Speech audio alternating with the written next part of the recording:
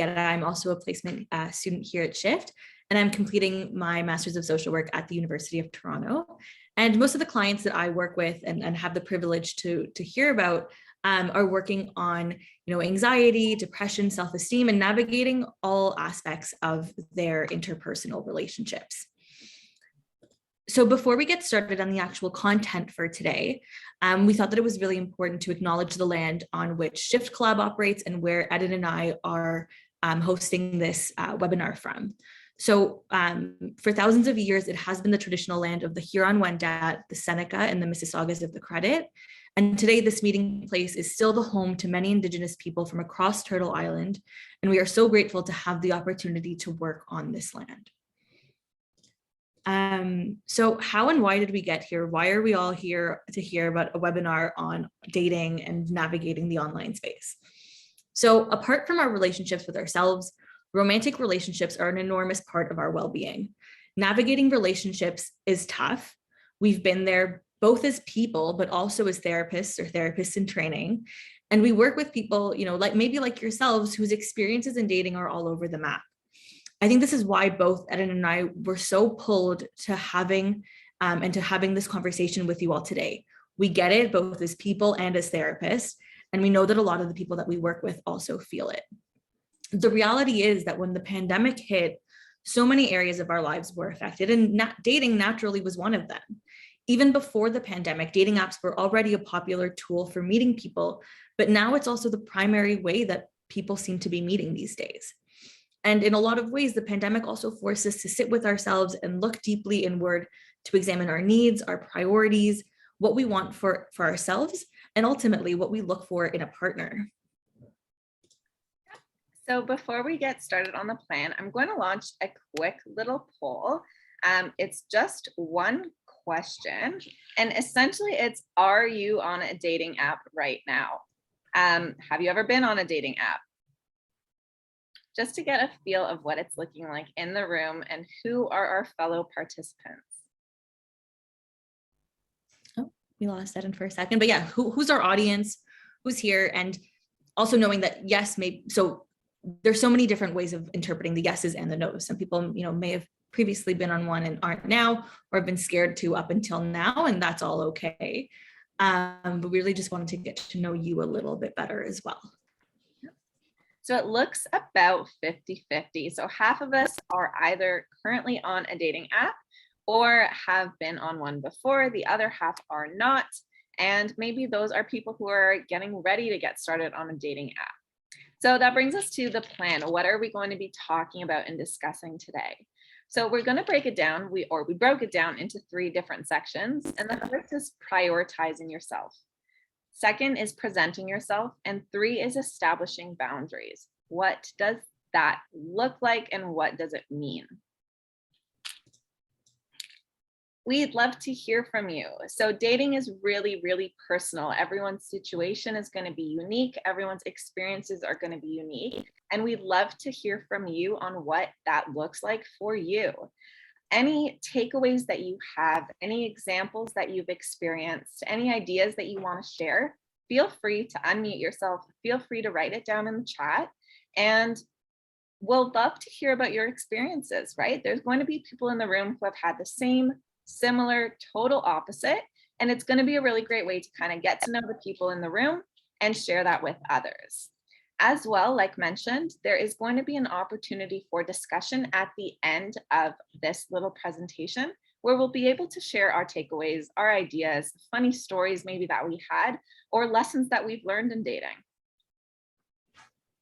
Now, I wanted to ask the question as well, which doesn't need an answer if you don't want it to, but I feel, and Julieta and I have talked about, has been pretty universal in the experience of after meeting someone for the first time or going on that really exciting first date, you end up coming home and focusing on, what did that person think? Did they like it? Am I going to get a text back? Can't wait to hear from them. I wonder what they thought about this. Before we actually take the opportunity to be like, wait a second, did I like them? Did I have a good time? Do I want a text from them back? Do I even want to see them again? Right? So bringing us into the point of prioritizing yourself. What does that mean? It looks like asking yourself those uncomfortable questions. Why, what, who, how, really taking the chance to ask yourself those questions, get familiar and confident in your answers with those questions as well. So why? Why am I on a dating app right now? Am I lonely? Am I looking for companionship? Am I looking for a partner? Am I looking for friends, right? Asking yourself those questions, answering those questions. What? What am I looking for? Am I looking for a long-term commitment? Am I looking for something shorter right now?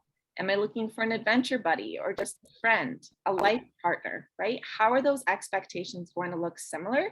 And how are they going to look different depending on what it is you're looking for? Who? Who am I envisioning? So when I close my eyes, what am I picturing?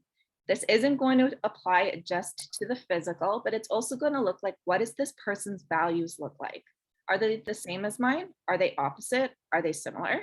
As well as, what are their core beliefs? Are they exactly the same as mine? Is it important that they're exactly the same as mine? And if not, what does that look like? As well as how. How do I know that I've found the right person? This is really important to remember. It's going to be unique to you. What one person's ideal partner is not necessarily going to be your ideal partner, and that's okay. It's looking at and asking yourself, what is it that I want? What is it that I'm looking for in my right person? This usually also looks like a clear, comfortable, and safe space. When you're with a person that's effortless, that you don't find yourself thinking 2-3 times about, that you don't have to filter or change the way you're acting or doing things about, that's usually going to be a good indication that this is a healthy person that I want to spend more time in or invest in a little bit more. Again, prioritizing yourself looks like asking yourself those uncomfortable questions, getting the answers, being confident in those answers, regularly checking in on what is it that you want, what is it that makes you happy, and what is it that you need, always adjusting accordingly depending on your answers. Also, in asking these questions, am I ready for a relationship, right? Okay, I've established that I'm on this, but asking these, I'm not sure yet, or I don't really have an answer. That's okay. You don't have to, but it's getting comfortable asking yourself those questions in the first place. What am I looking for? What does it look like? What do I want? What do I need? And getting comfortable answering those, as well as when you're comfortable and confident, that's how you're going to effectively communicate that.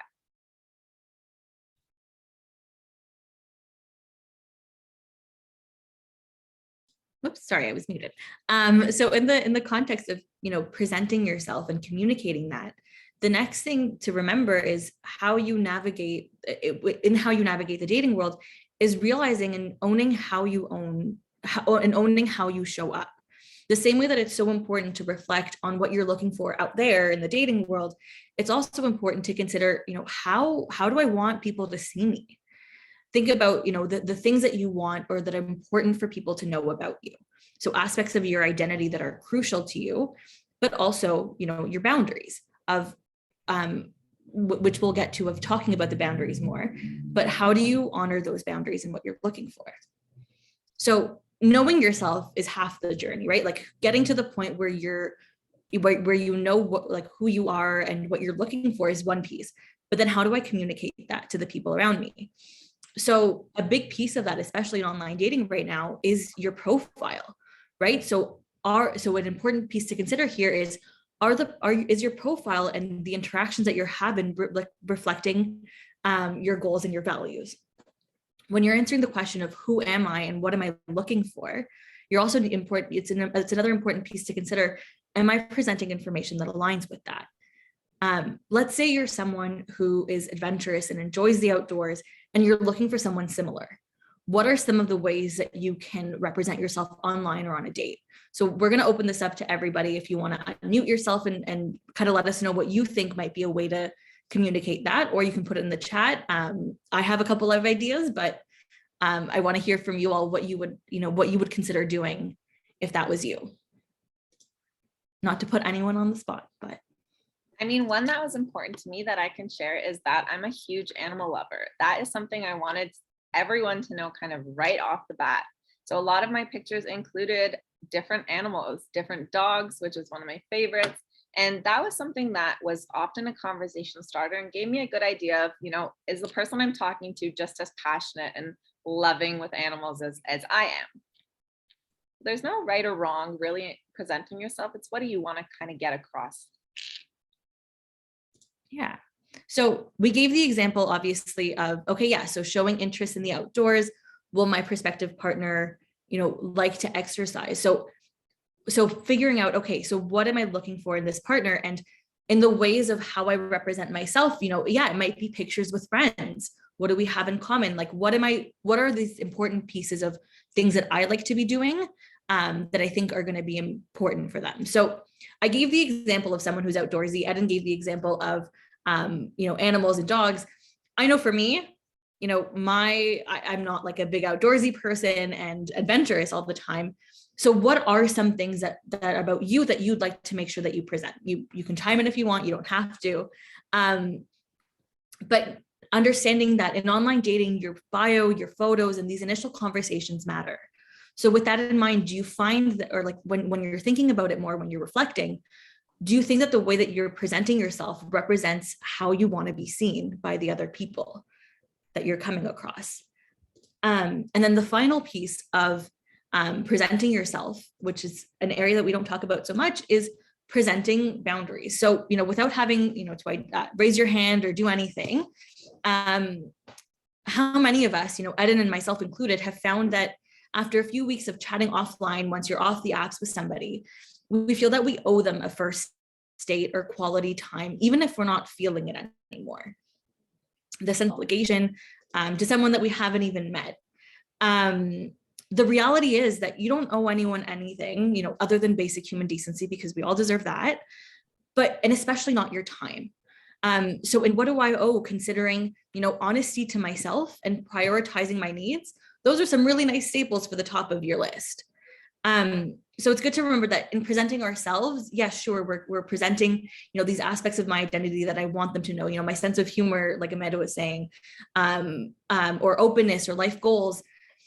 But it's also about communicating these difficult pieces of traditionally difficult pieces like boundaries, which Eden will now get into. So establishing boundaries. Now, this is going to look different for everyone, and that's a really key thing to consider. But it sometimes looks like answering the question of, what do I need in order to feel?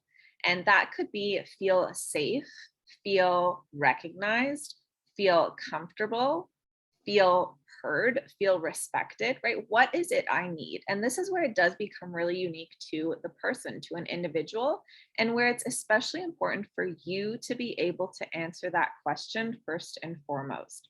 What is it that I need to feel safe? What is it that I need to feel heard, right? As well, sometimes boundaries look like non-negotiables, and being able to, again, effectively establish those within yourself.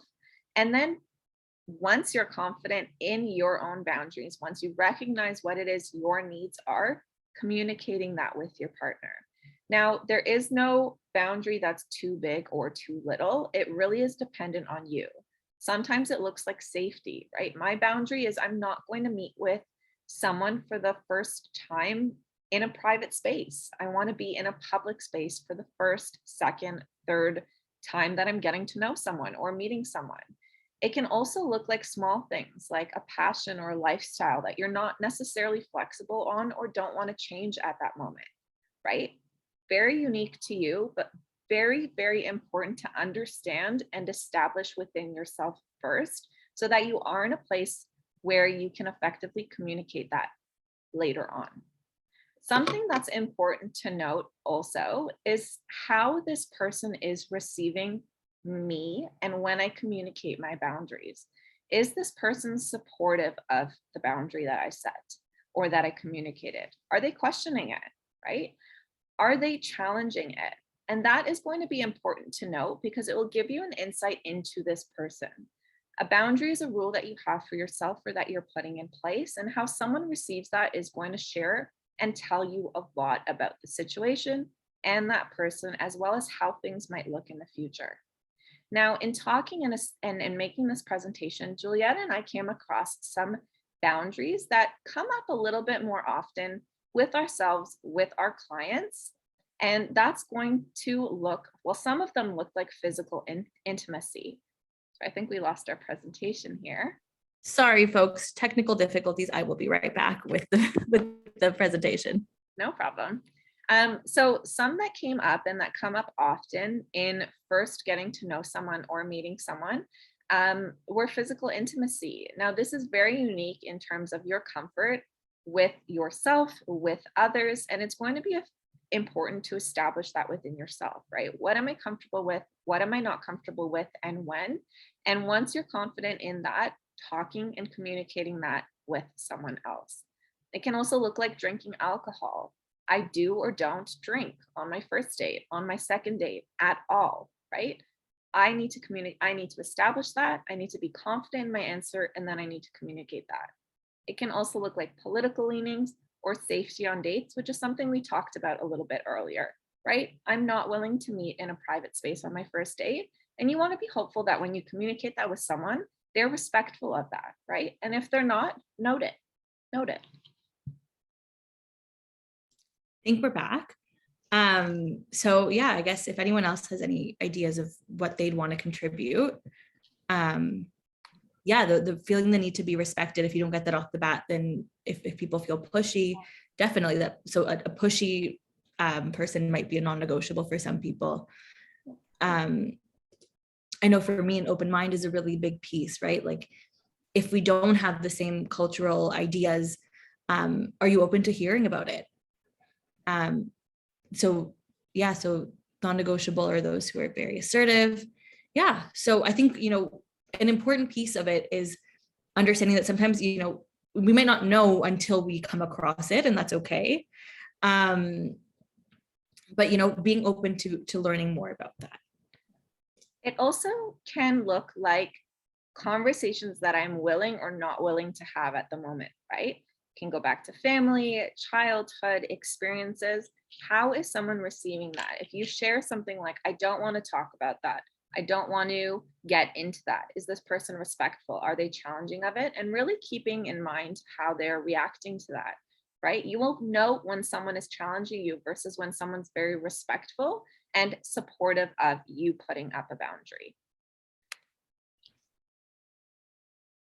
So some gentle reminders. So this was an intro and an opening to this conversation. We in no ways kind of covered it all, but it's just a little opening and kind of taste of what this looks like, what putting yourself in dating, what checking in with yourself looks like, and how important it is to kind of effectively and get yourself out there. We hope that it's going to be an ongoing conversation with yourself and you get used to and comfortable with doing those check-ins with yourself, right?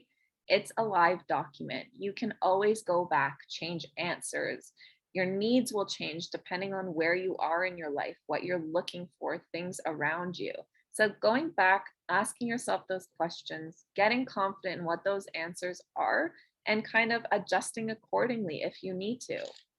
Also, be gentle and kind with yourself. For some people, they're reflective by nature. It comes by second hands on establishing, where they are, what they want, communicating that, getting in touch with themselves. For others, it's a process, right? Learning to kind of put your needs before others and getting comfortable asking, did I like this? Do I want this? Before checking in with the others could be new to you.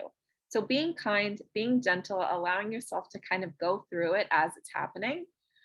And we hope that in today you kind of got a little taste of it, a little warm up into what it's like and how important it is to really ask yourself those tough questions, those uncomfortable questions, and getting those answers, whatever they will be, and working around those answers, right? Yeah. And even just, gently reframing the idea of by communicating a need, it's not selfish. It's, it's honoring what you need and kind of changing that frame of mind with it. It's an important kind of shift. Yeah.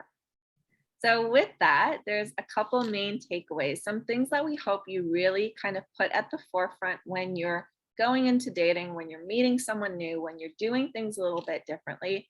The first one is getting comfortable self-reflecting, doing those check-ins. How am I feeling? What do I need? Am I happy right now? Am I not? What am I looking for? How does it look? How do I get there? Doing those check-ins with yourself first and foremost is really going to be important, and not just in dating, not just in the first steps of getting to know someone, but constantly checking in with yourself and making sure you're putting your needs and wants kind of at the forefront of your head always. Another is presenting yourself, being mindful of how you're doing that. Is my goal and how I'm getting there aligned, right? Is it accurate? Is the person out there online accurate of who I am? If not, how do I get it there, right? What can I do so it aligns a little bit more with what I'm looking for? And again, establishing and maintaining and communicating your boundaries. This again applies in all areas. What do I need to feel safe? What do I need to feel comfortable? What is it that I want? What does it look like, right? What are my non-negotiables? Where am I not willing to bend because I know that it's either super important to me or something really meaningful or something that I know makes me feel safe, right? How do I establish that? How do I get to know what it is? And once I do, how do I communicate it? Yeah. And then the final piece here is, you may have thought that you signed up for a dating workshop, but these skills are not just about dating. The idea of self-reflecting, of checking in with yourself, of how you present yourself and owning that and establishing and maintaining boundaries are areas that are things that go into all different areas of your life, whether it's work and selling yourself to a potential employer, whether it's with friends or families and kind of making sure that you establish these boundaries, or with dating as well. So you get a lot of different lessons all in one. And so today's conversation is mostly about this, but next week we will be talking more about rejection, and we hope to see some, if not all of you there. We're going to be talking about what the experiences of receiving rejection, giving rejection, and kind of the feelings that we hold around that. So we would really love to hear from you. With this one, we didn't have that feedback of what it is that you want to hear about, but we would love to hear from you now, whether it's in the chat or unmuting, about what you'd like to hear more about. We may not be able to get to everything, but maybe even ideas for future workshops on dating, so that we can hear about what's really kind of an area that you'd like to hear more about. And especially because, like Eden said at the beginning, we may have gone through similar experiences, different experiences, but everyone's experience has been, a valuable learning experience. And maybe there's things that maybe you went through that you would like to share. So we can, unmute it. But I guess before we'll also have this slide. Ghosting. So ghosting is one that came up, and we can definitely touch on that next time, right? Is ghosting a form of rejection? Now, oftentimes it feels like it is, right? And we'll explore that a little bit, absolutely. So that's a great one. We'd also love to hear if there's anything that's making you think a little bit different or opened your eyes to a different approach that we talked about today. So, I know one for me was the concept of prioritizing myself and answering those questions first was a little bit foreign, right? Like I didn't really do the check-in with myself on knowing what it was I wanted or where is it that my needs had to be met before I was able to kind of communicate that out there. So that was a little bit foreign to me, the concept of putting yourself first. Yeah. For me, in a similar vein, I guess, while we see if any other responses come in, was the reframing of prioritizing myself doesn't mean that I don't care about the other person. It's more about, setting that boundary, setting that expectation of, if I don't take care of myself, how can I expect someone else to treat me the way that I want to be treated? How can I, put that out there? So again, if anyone has any opinions, yeah. So, okay, we're having a few come in of a safety plan, thinking about a safety plan while dating and, making sure that you feel safe, recognizing that boundaries are evolving and ongoing based on where you're at. That's a big one, right? Like we're humans, we change, we adapt, and the experiences that we have are ultimately going to shape, we're social creatures. What we experience is going to shape how we face different interactions or same interactions if we liked or we didn't like how we responded. Another one that came in is from Alexa, and it's saying recognizing that boundaries can be evolving and ongoing based on where you're at. And that is so critical. It's so important and so true, right? What might apply to us at one point in our lives might not be the exact same when we're at a different place, right? So those check-ins are going to be really key and really important there, right? Answering those questions, the who, the what, the where, the why, it might look different, answering it from 1 month to the next, or from one phase in your life to the next, and making sure you're comfortable with those answers, that you have those answers, that you ask yourself those questions, and then adjust accordingly. There is no right, there is no wrong, there's just what's right and wrong for you as an individual, and really remembering that. Handling rejection. Yep, so that's one we'll definitely talk about next week for sure. How to, again, dish it, receive it. What are the feelings that come with that, right? How do we feel when we get rejection? Or when, maybe we think really, really great things of someone, but we just figured out that they're not a match for us, right? We don't see it going anywhere further and we don't want it to. What's the next step? What do I do? Those are great. Thanks, all. And then you can always, send us an email or anything if you have any other thoughts. But we also have like the discussion after as well. So remember, you have got this, okay? Dating, the experience is not easy. It ebbs and it flows. There's a lot of really great parts of it, but there's also some parts that are not so great, and that's fine too. You want to make sure that you're always, always checking in with yourself. And this applies, like Julieta said, everywhere. It applies in family, it applies in friends, it applies in romantic relationships, in work, in life in general, making sure you know your needs are met. If not, how do you get there? Also, we're here to help. So Shift Collab offers free 15-minute meet and greets with all of the therapists who have a wide range and variety of experiences, specializations, modalities, approaches to therapy. So you're more than welcome to check out the Shift website and see what therapists are available, who aligns with kind of what you're hoping to work on within yourself. If anything here in this conversation, in this webinar tonight, sparked anything for you, emotions, feelings, thoughts, processes you want to go through, we're here. We're here to answer questions. We're here to talk about it. We're here to talk you through it. So feel free to get in touch at any point. We really just want to thank you all for joining. Again, Ed and I are super passionate about this. And it was really an honor and a privilege to be able to present this and and to have you all join us. So I'm going to stop the recording. Yeah, we'll stop the recording.